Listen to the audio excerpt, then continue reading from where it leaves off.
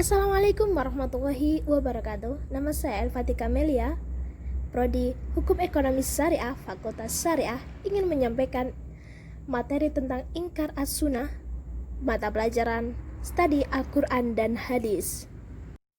Dan secara etimologi, di situ terpaparkan Inkar As-Sunnah terdiri dari dua kata, yaitu ingkar dan sunnah secara bahasa Arab, yaitu yankuru. Dan di lain dijelaskan juga bahwa Al-Askari membedakan antara makna al-ingkar dan al-juhdu. Kata al-ingkar terdapat sesuatu yang tersembunyi dan tidak disertai pengetahuan, sedangkan al-juhdu terdapat sesuatu yang tampak dan disertai dengan pengetahuan. Itu makna yang lain dari ingkar dan al-juhdu maupun ingkar as. Secara terminologi, yaitu ingkar sunnah adalah paham atau pendapat perorangan atau kelompok yang menolak sunnah Nabi SAW sebagai landasan hukum Islam. Sunnah yang dimaksud mulai dari sunnah yang sahih baik secara substansial, yakni sunnah praktis, pengalaman, atau sunnah formal yang dikodifikasikan para ulama yang meliputi perbuatan kaulan, perbuatan fi'lan, dan persetujuan Nabi Muhammad SAW.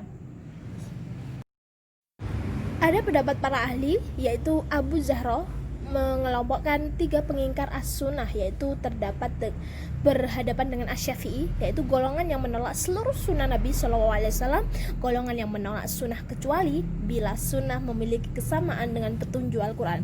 Yang ketiga, yaitu mereka yang menolak sunnah yang berstatus ahad dan hanya menerima sunnah yang bersifat mutawatir.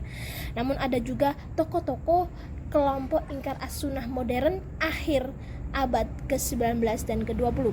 Contohnya Ghulam Ahmad Parvez dari India dan Taufik Siddiqui dari Mesir, Rashad Khalifah kelahiran Mesir yang menetap di Amerika Serikat, dan Qasim Ahmad mantan ketua Partai Sosialis Rakyat Malaysia. Adapun juga tokoh-tokoh yang terdapat di Indonesia, yaitu Lukman Saat, Direktur PT Galia Indonesia, Dandang Setiagroho, karyawan Unilever, dan Safran Batubara sebagai guru SMP Yayasan Wakaf Muslim Tanah Tinggi.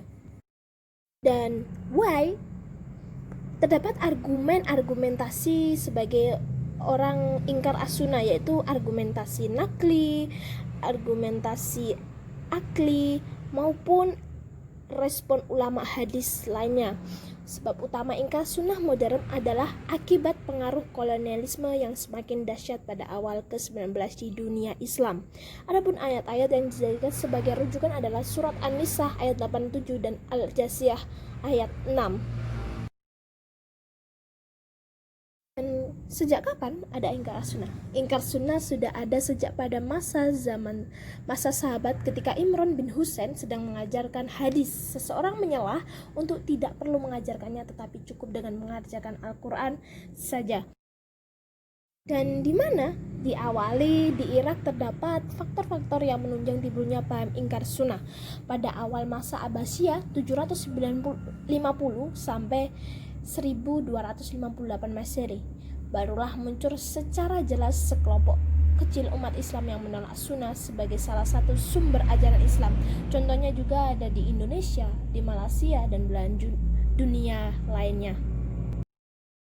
Dan bagaimana ingkar as-sunnah ini tetap mampu bertahan?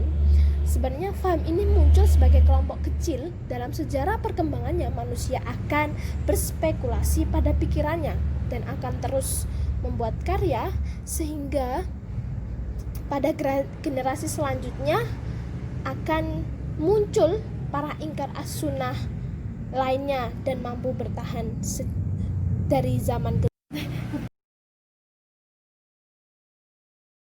Dan dengan saya Elfatika Melia, mohon maaf yang sebesar-besarnya apabila ada kesalahan kata maupun perbuatan dari penjelasan ini. Semoga bermanfaat bagi kita semua. Terima kasih dan sampai jumpa. Wassalamualaikum warahmatullahi wabarakatuh.